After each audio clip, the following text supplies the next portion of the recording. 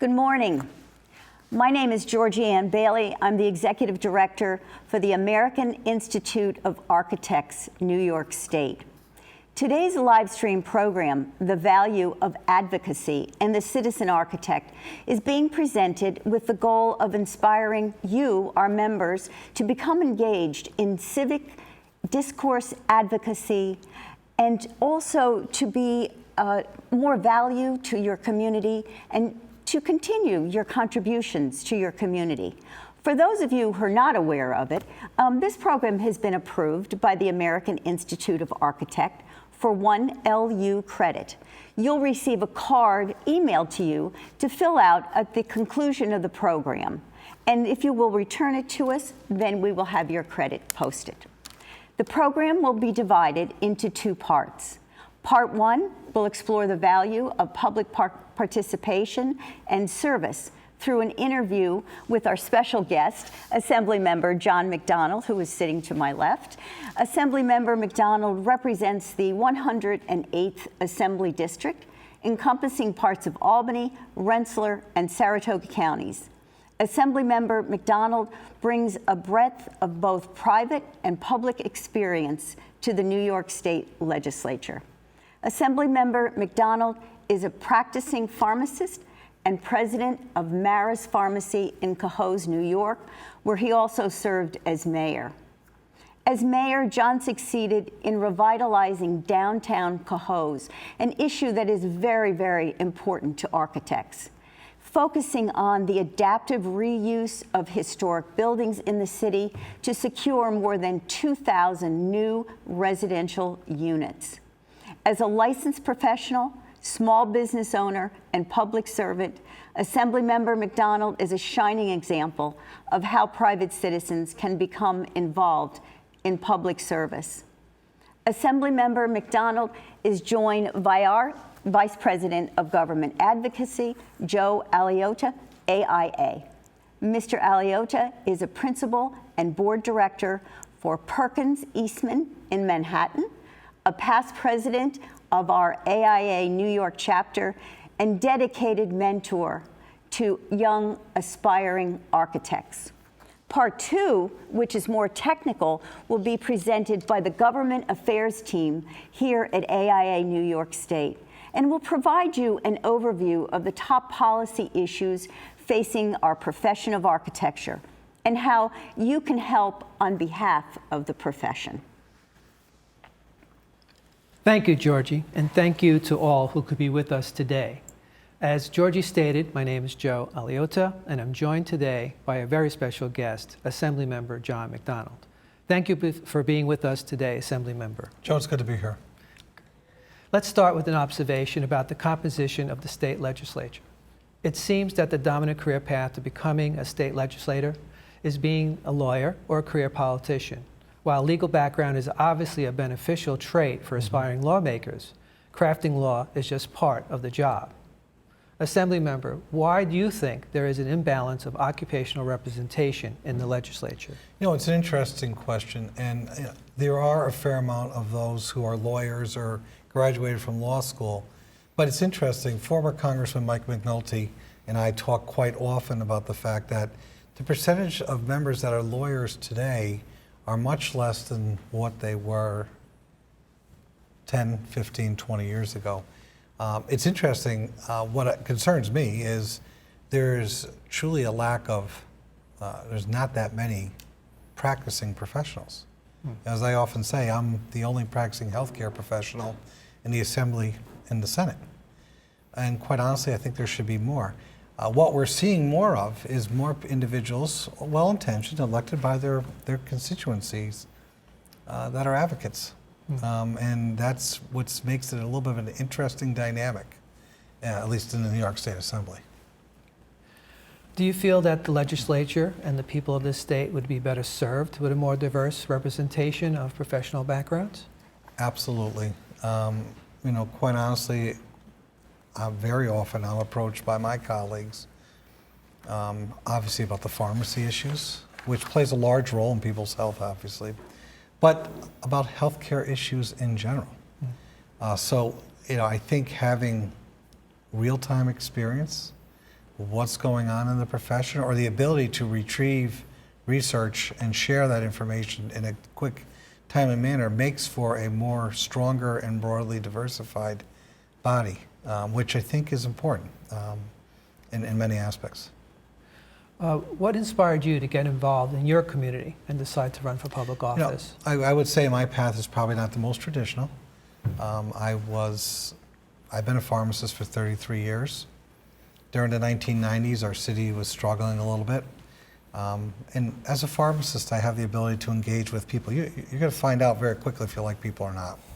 And obviously, being third generation owner of our business, I had a good reputation because we work hard and we gain people's trust. And people said, geez, why don't you consider running for mayor? Now, I didn't know a darn thing about running for mayor. No political science background, anything like that. But the one thing I did know how to do pretty well is to make sure that I reasoned things responsibly, but I had good people around me. And it led to a successful 13-year career as mayor. And once you're involved, you can't help but get more involved.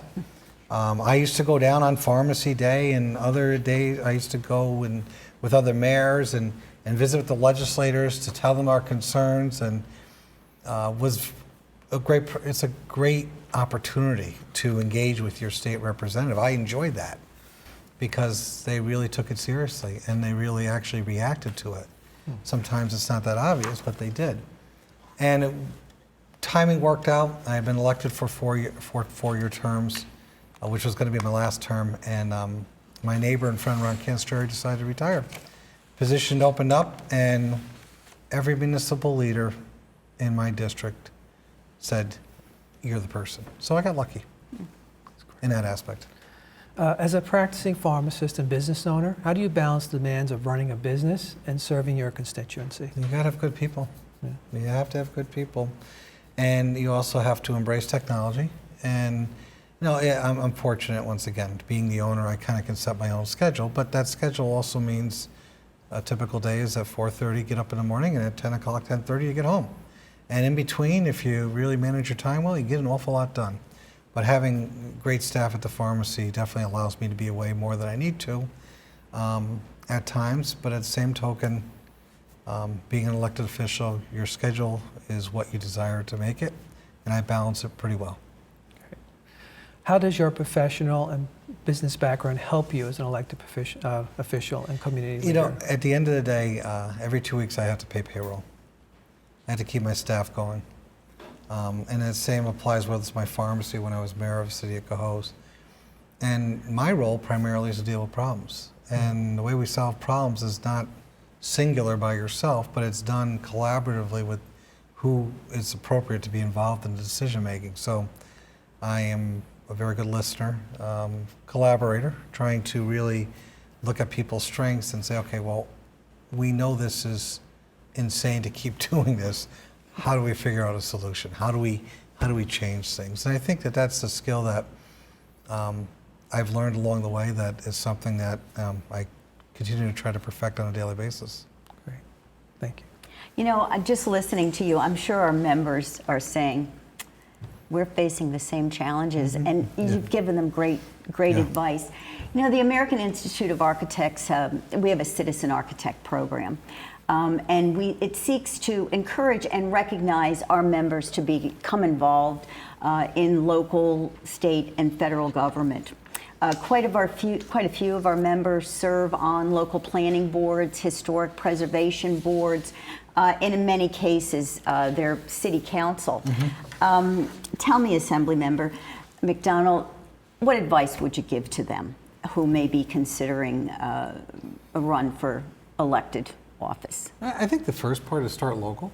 Get involved with your community. You mentioned some of the positions, at the planning board, zoning board, but also understand that they've got a good profession at their back. Let's face it, architects are well educated. They're thoughtful.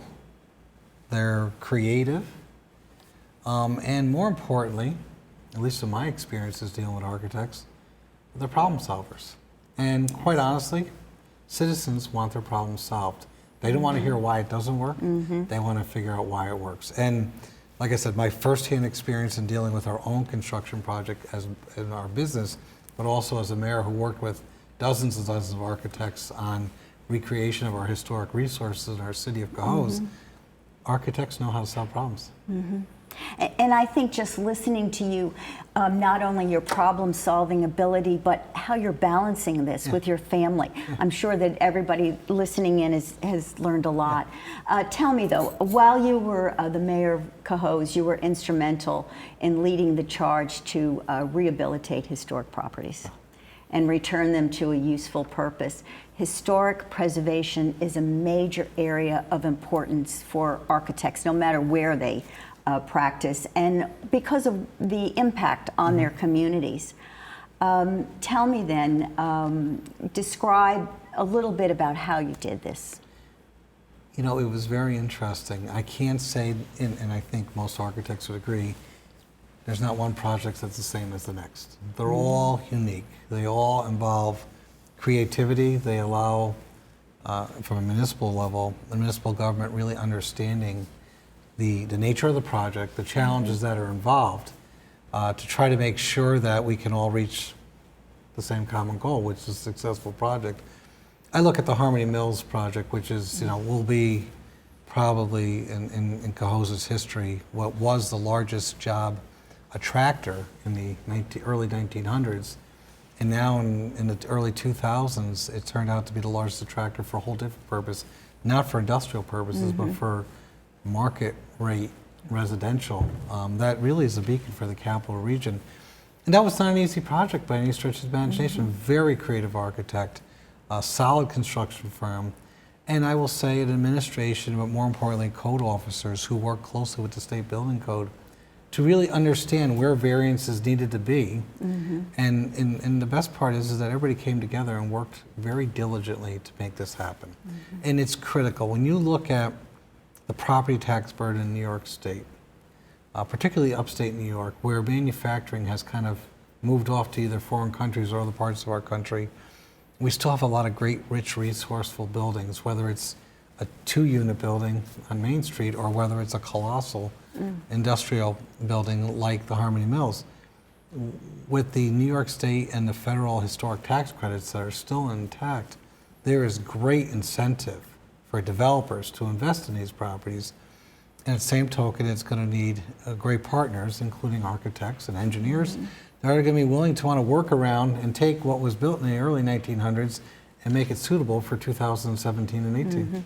And there's a lot of that going on around the state and right now, thankfully. Thankfully so, because the reality is it's making a difference not only in attracting millennials and also baby boomers to live in the urban areas, but it's also going to be playing a very large critical role in regards to helping to alleviate tax burden. Yes, and enriching our communities at the same time. Yep. In your role as a state legislator, you meet with a variety of groups with diverse interests who come to Albany each year with a policy agenda. What process do you go through to determine whether or not you are going to support a particular policy proposal? You know, I really spend a lot of time, and it's been the biggest challenge, moving from being the mayor and the president of your company where you control your agenda, and all of a sudden you're in this body that has 10,000 bills over a 2-year cycle. You can quite honestly wear yourself out trying to be everything for everybody. But what I really have focused on, particularly in my early years, but continue to do so today, is really, I take every meeting myself with every constituency group. Nobody gets staff, they get me. And I make it a point. It's got to be very rare that you're not going to see me unless I've seen you 25 times and you're just doing a drive-by. Because I want to hear from them how their legislation is either impacting their profession or impacting their community or impacting their lives. And with that, I do my own analysis. I don't just say, okay, what's the party position? I look at, okay, what's the right thing to do?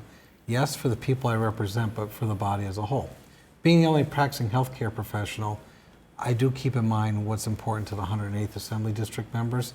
But I also know that, when it comes to cholesterol management, when it comes to opioid and heroin abuse, it's not just relegated to my district, so I can look at a much larger landscape in that aspect. But the one thing I learned very quickly is that no matter how heinous the topic they want to come in to talk to you about is, something that you think you'd never have any interest in, those are the meetings that I've actually been more enriched by, because I really understand from a greater perspective why this issue continues to beat a drum, and understand, okay, how can we try to address their concerns, but also be mindful of the other side of the argument that has legitimate concerns as well. It's a very interesting process. Thank you. I'm sure we found that to be helpful. Yeah. That's going to wrap up part one of the program. I'd like to thank our guest, Assembly Member John McDonald, for taking the time out of his schedule to sit down with us and provide some very helpful insight into the power and value of public service and giving back to our communities. Assembly Member, thank you very much. Thank you. Really Good to see you, appreciate it. Joe. Thank you. We're going to take a quick 5-minute break so the panels can switch over, and then we'll launch into part two of the program. Thank you. Welcome back to part two of our program. In this segment, our AIA New York State Government Affairs team will provide an overview of the top policy issues facing the profession of architecture and the built environment, and how you can help advocate on behalf of the profession. Joining me at the desk is AIA New York State Director of Government Affairs, Mike Burridge, and Legislative Counsel Richard Leckerling, who is the Managing Partner of Whiteman, Osterman, and Hanna, LLP. Thank you, guys. Thanks, Joe. Thanks. Let us turn first to a topic with perennial interest, tort reform. AIA New York State and many other organizations have worked for years to reform tort system. Specifically, AIA New York State has worked to enact a 10-year statute of repose. Rich, what would a statute of repose law do? Well, current law allows parties to be third parties to sue an architect within 3 years of injury or loss of property due to negligent design. This means an architect is exposed to an indefinite or perpetual period of liability. A statute of repose would place a definitive time frame when a third party could bring a lawsuit against an architect. In the case of the bill we are pursuing, the time frame would start upon the issuance of a certificate of occupancy or final payment and end 10 years thereafter, with an additional year if the third party is injured in the 10th year. Rich, what is the history of the bill, and what are some of the obstacles to its passage? Well, we have been pursuing this bill for quite some time. In 1996, we were able to get a compromise in place, which, after a period of 10 years, a certificate of merit is required to be filed by a third party prior to the lawsuit being approved to move forward. Tort reform is always a very tricky subject. It is vigorously opposed by the New York State Trial Lawyers Association, who are, as everyone knows, is quite influential in the legislature. Rich, what could members do to help move this initiative forward? Well, legislators need to hear from their constituents, as Assemblymember McDonald told us earlier. Our main goal right now for this bill is to expand the list of legislative sponsors. That is, those legislators who sign their name to the bill as an endorsement. From now until the end of the legislative session, which is scheduled for June 21st, members can schedule meetings with their representatives in the Assembly and Senate and in their district offices. Legislators are usually in their district offices on Thursdays and Fridays. Phone calls and letters never hurt either. Liability reform is one of those issues which needs to be driven by grassroots advocacy, so it's very, very important for AIA New York State to get involved. Professional misconduct and illegal practice of architecture are ongoing concerns as well. This issue made a splash in the media a few weeks back when the New York State Attorney General's office announced numerous charges against an individual who has been accused of stealing architectural seals and practicing architecture without a license. Mike, what, if anything, have we learned from this case and the allegations? Well, what we do know is that the State Education Department worked closely with the Attorney General's office on this case, and we applaud their efforts to date on enforcing the laws and reining in bad actors. AIA New York State strongly supports efforts to enhance and expand enforcement efforts at the state level. The City of New York has been critical of the State Education Department's appetite to rein in bad actors in the past. Mike, do you think this case will change New York City view of the department's willingness to go after bad actors? Well, we certainly hope so, because in 2007, New York City pushed for the passage of a law which allows the commissioner of the Department of Buildings to ban an architect or engineer if it's been determined through an oath hearing that the architect or engineer had filed a false document. This bill was signed into law in 2007, but we are pushing a bill called Due Process for Design Professionals, which would repeal this law and restore ultimate authority to the state of New York where it belongs. Why are we doing this? Because we believe the current law poses numerous problems. One, the law provides unprecedented municipal disciplinary authority over a state licensed profession. Two, the commissioner does not need to adhere to the ruling of the oath judge. And oath hearings provide for insufficient recourse to appeal a decision. Also, the law undermines and circumvents the state's authority in matters of professional discipline and denies the licensee their due process rights laid out under the state education law. Further, this law is a disservice to consumers of architectural and engineering services, because if a licensee is filing false documents with the City of New York, the state should know about it, and it should be the entity in charge of prosecuting the matter. If a false document is indeed filed, the licensee's punishment shouldn't just be confined to one jurisdiction. It should extend to the entire state, just like any other matters of professional misconduct.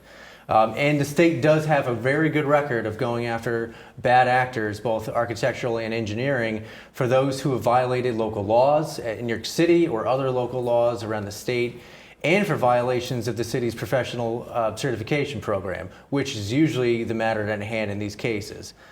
These decisions are well documented and can be found on the Office of Professions website. A major topic during this year's state budget negotiations surrounded around the governor's proposal to expand the use of design-build to all state agencies, public authorities, and project types, including buildings. Design-build is an alternative project delivery method in which the owner contracts with a single entity to provide design and construction services. Rich, could you please provide us some background on the state's push to authorize design-build for public projects? Sure, Joe. In 2011, the Infrastructure Investment Act was signed into law, which authorized the Department of Transportation, the Thruway Authority, the Department of Environmental Conservation, the Office of Parks and Recreation and Historic Preservation, and the Bridge Authority to use design-build. Since 2011, most of the projects delivered using design-build were rather large projects dealing with bridges, roads, and other infrastructure projects, such as the replacement of the Tappan Zee Bridge, or the, as it's now being called, the new New York Bridge.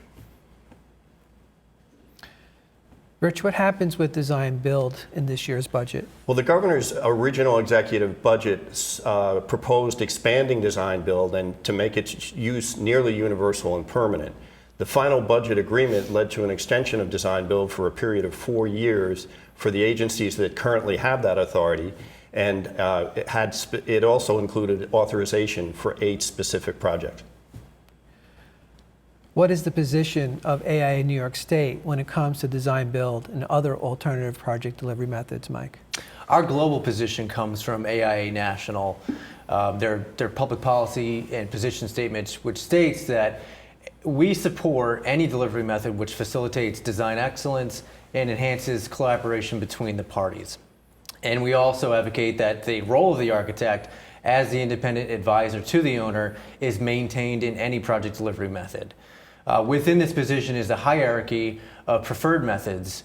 Design, bid, build remains an accepted, recognized, and preferred method, while for alternative methods, we recommend construction manager as constructor, also known as construction manager at risk in some other parts of the country.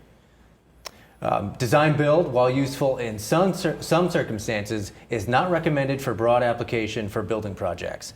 AIA New York State believes construction manager as constructor is better suited for building projects as it maintains a separate contractual arrangement between the architect and the owner, and hence maintaining the independent relationship between the architect and the owner. Right now, AIA New York State is supporting what we call the Massachusetts Model Law, whereby design build is used for horizontal projects, which is roads and bridges, and construction manager as constructor is used for building projects, which we call vertical in nature. Actions at the federal level often have consequences at the state level. Federal tax reform may upend many tax incentives which are vital to the design and construction industry. One of these incentives is the Historic Preservation Tax Credit, which has been extremely successful incentive for the rehabilitation of historic properties.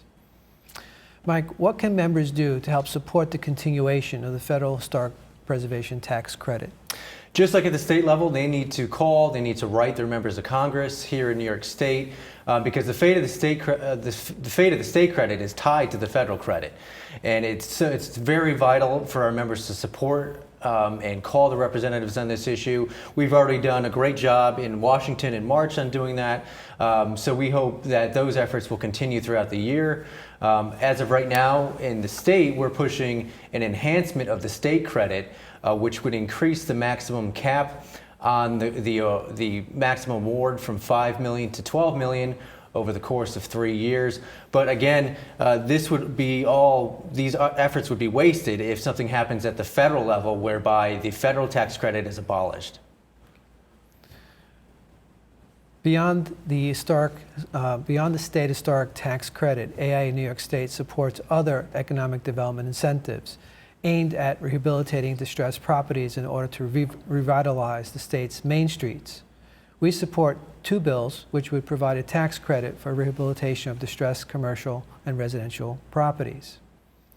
Rich, what would these bills do to help rehabilitate buildings in distressed and underserved areas? Well, both of these bills would allow local governments to designate themselves as being distressed communities. Once the designation is in place, developers would be able to apply for a tax credit to rehabilitate abandoned and/or neglected properties in need of updates. The credits would cover 30% of the qualified rehabilitation expenditures over $10,000 bills and would be capped at $100,000. The way in which New York State procures architectural services is of vital importance to our members who bid on public projects. Currently, state agencies are required to procure architectural services using the quality-based selection process, which focuses on the bidder's qualifications and experience as opposed to the lowest bid. AIA New York State supports expanding this process to public authorities. Mike, how would the public authorities benefit from this bill? QBS is a procurement practice which is used in most states, the federal government, and many design and construction organizations across the country support this practice.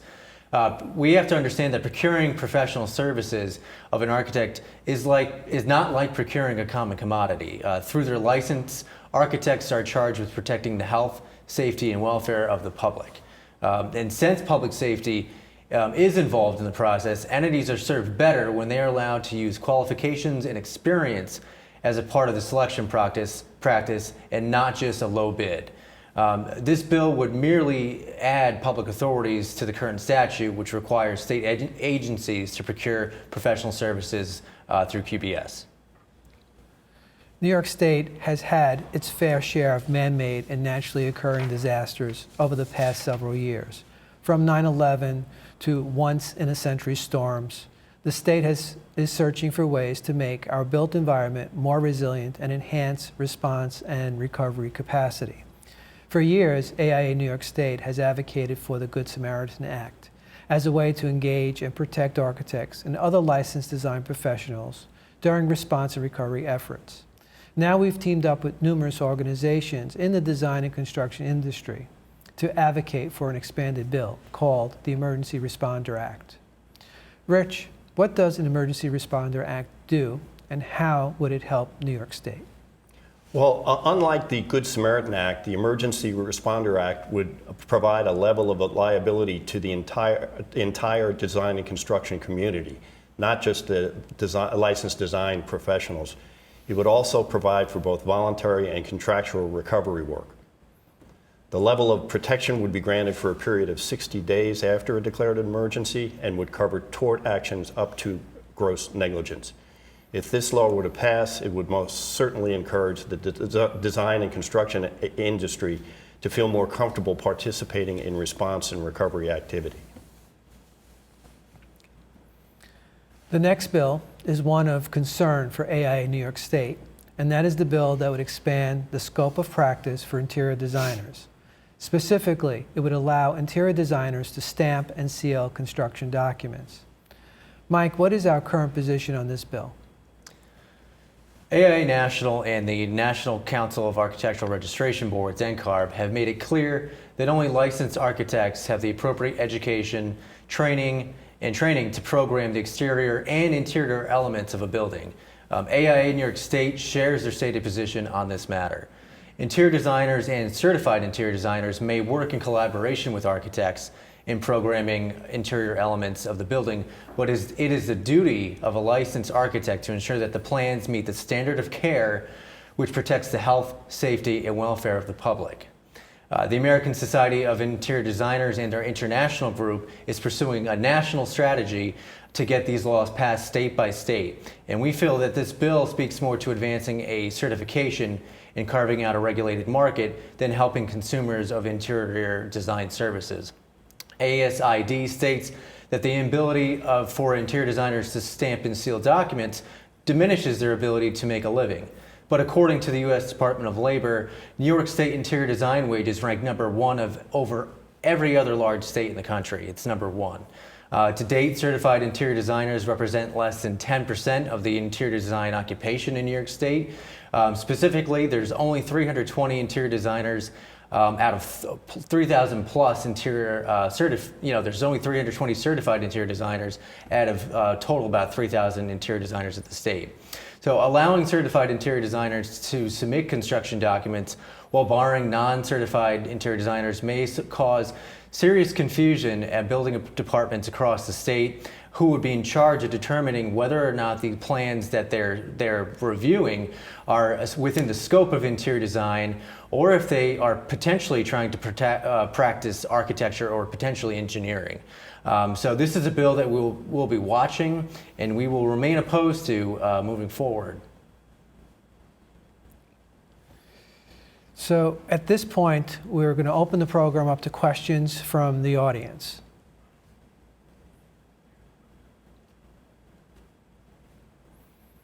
We're just going to wait a couple seconds here to see if any questions roll in on our live chat. If you are interested in sending, if you're on right now, it seems that we have quite a few people on. If you are interested, if you have questions about anything you heard in part 1 or potentially part 2 of this program, please, do send in a question.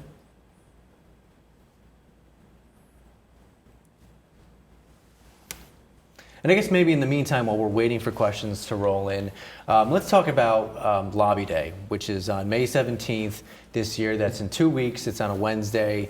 It's going to be held here in Albany, New York.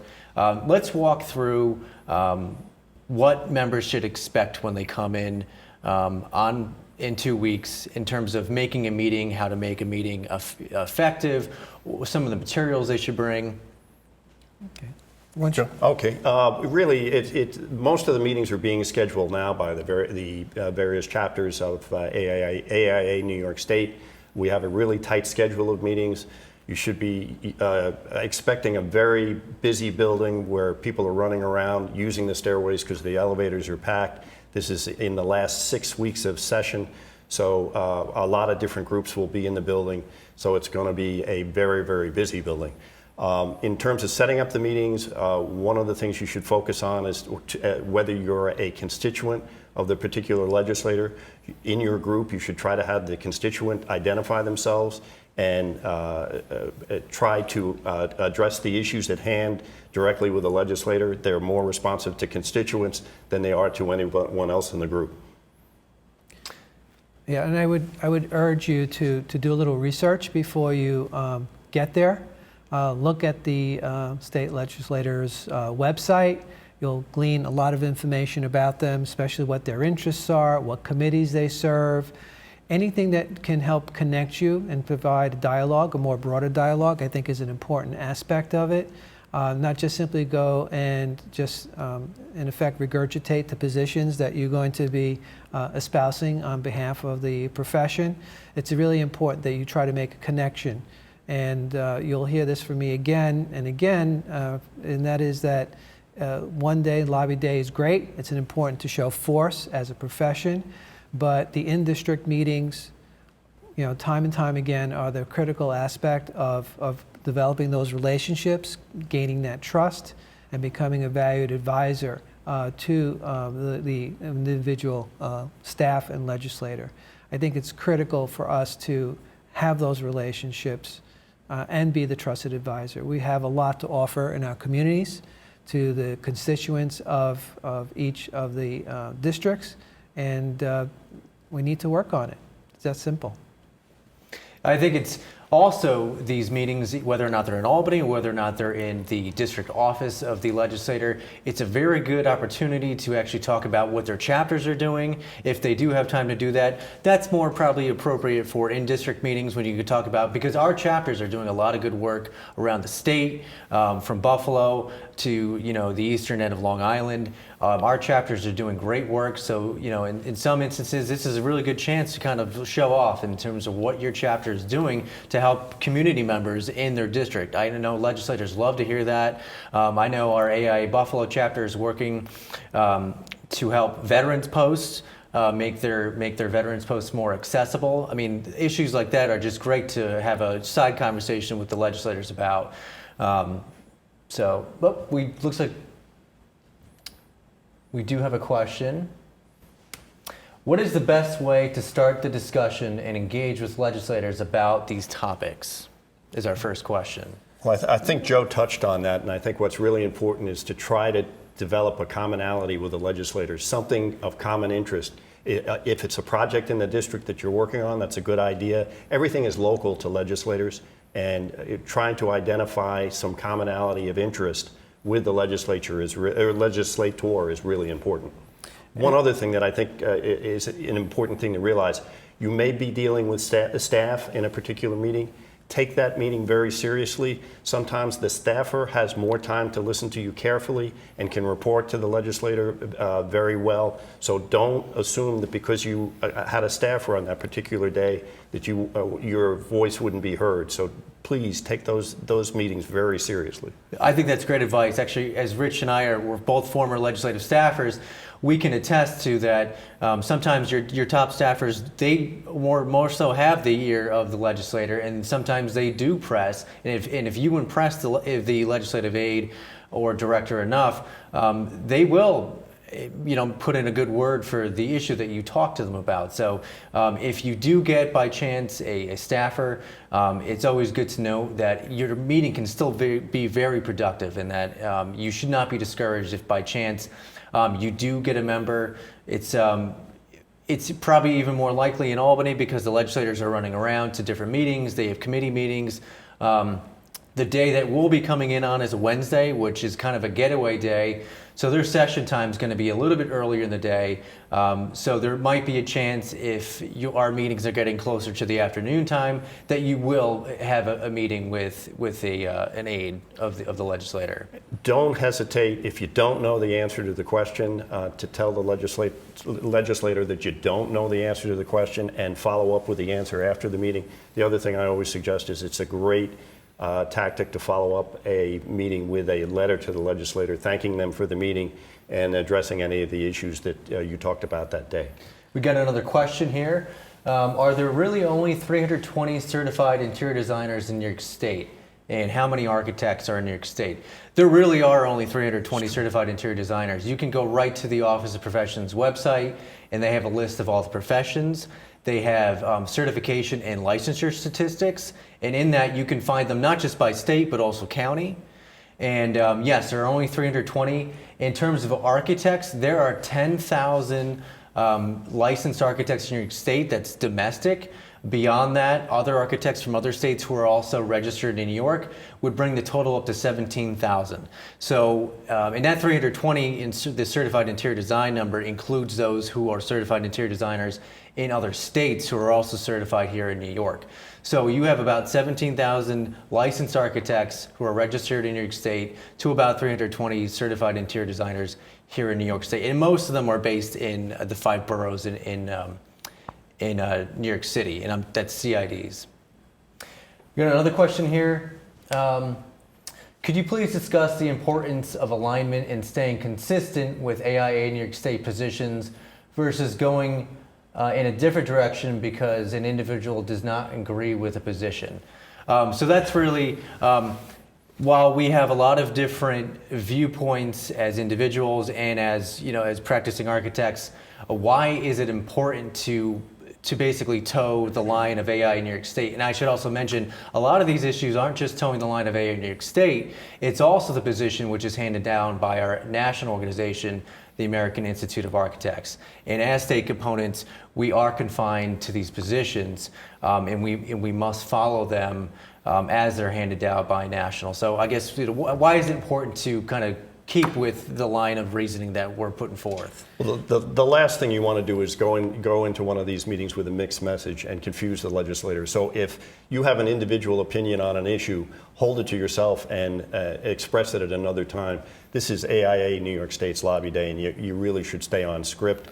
The other thing I always tell people on a lobby day, don't get into an argument with a legislator. We're trying to build relationships. We're not trying to damage relationships. So don't let the conversation head in a direction where you get into an argument.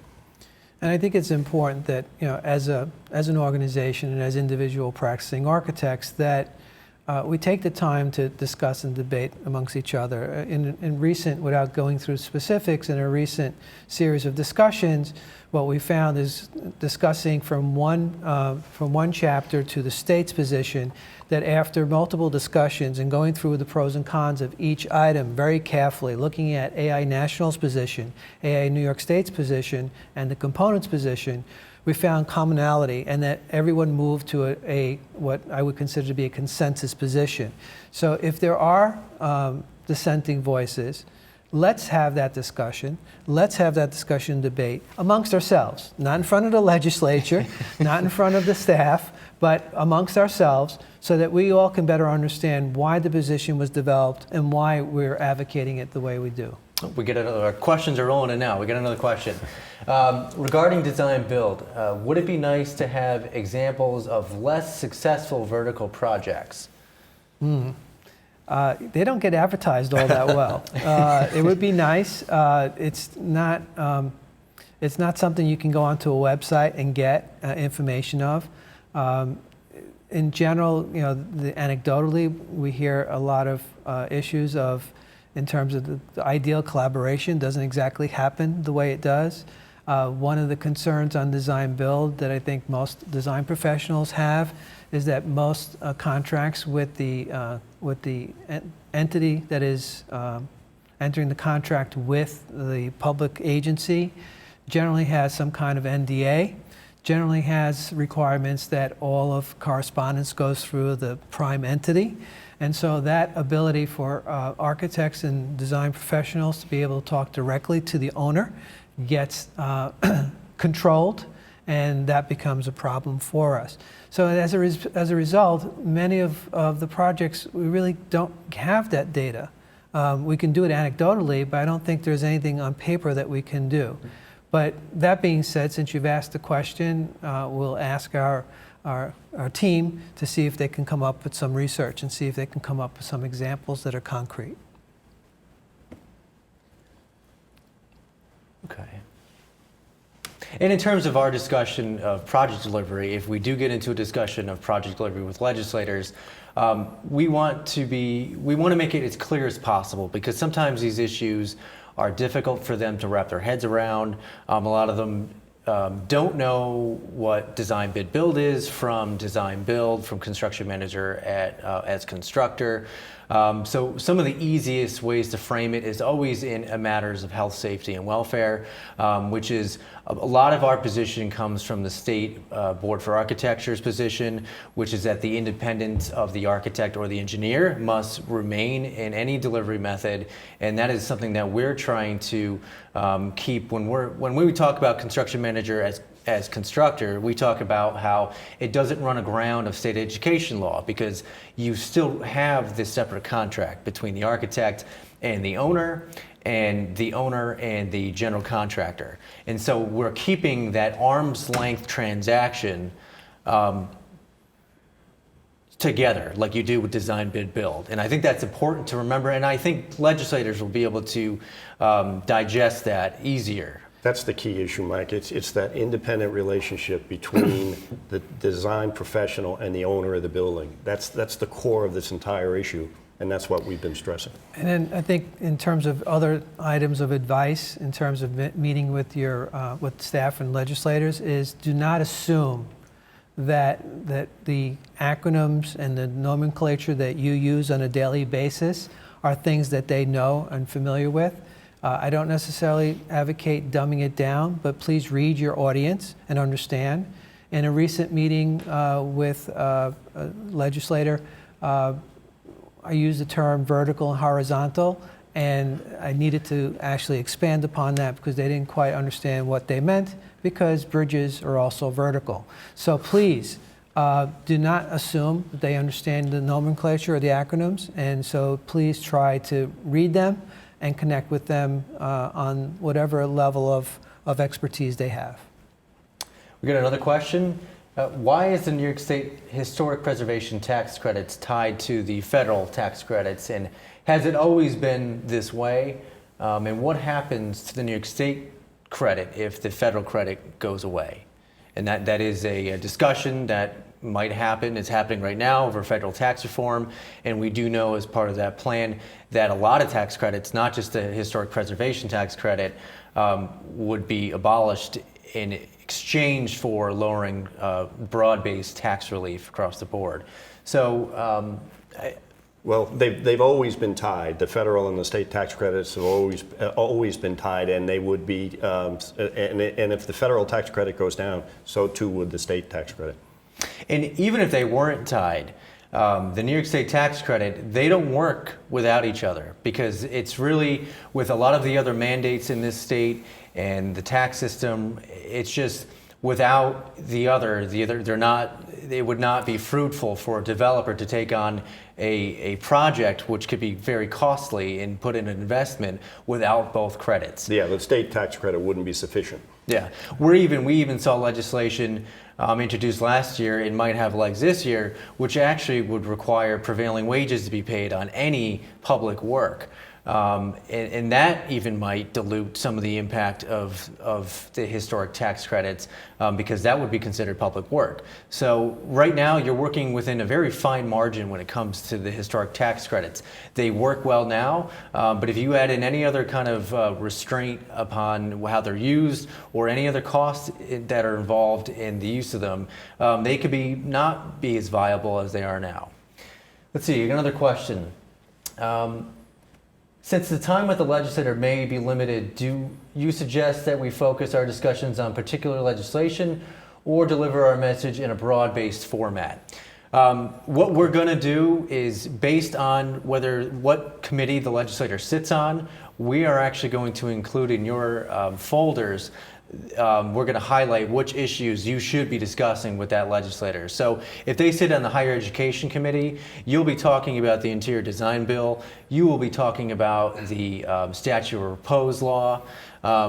Any issues which come before the Higher Education Committees, we'll make sure that that's what you'll be focused on. If you're going to be, if the member sits on the Assembly Cities Committee, you'll be talking about due process. It's really going to depend on strategically how that legislator may be beneficial and why they need to know that information. Yeah, I think that's the key. It's being strategic, making sure, again, doing the research, understanding what the interests and passions are of that particular state legislator, what committees they're on, will help you form the strategy and how to best connect with them. You won't have unlimited amount of time with them, so the quicker you can find that connection, the better, and then hopefully you can follow up with the rest of the agenda. So I think that it's going to be on a case-by-case basis, and you'll use your judgment. We also plan a briefing on the morning of Lobby Day, and we'll be available to help target your particular meetings if you have any questions and answers that morning. Yeah, I think it's good if you are an issue expert. It would be a good time to tell us during the briefing or with your group that you're with that you have particular expertise in one topic, and that you might be able to add additional information to the discussion. I think that would be appropriate. I think that's all the questions we have, so let's move on to our Lobby Day review. Okay, we'd like to thank you for I'd like to thank today's panelists. As you've heard today, there are always opportunities to get involved and advocate on behalf of the profession. In order for our voices to be heard, we must view advocacy as a year-round activity. As constituents, meeting with your representatives in their district offices regularly, calling, writing, and emailing them on issues concerning our profession, our built environment, and offering our expertise as a valued advisor to them. We urge you to prepare for the visits to your state legislators by researching their websites to determine which committees they belong and their specific areas of interest to a broader and more robust dialogue with them. One of our most important advocacy events of the year, which we've been talking about, will be held on Wednesday, May 17th at the Legislative Office Building in Albany. We look forward to walking the halls in Albany and advocating together at this year's event. For additional information about AIA New York State's legislative program, please go to our website. Thank you, and see you in Albany.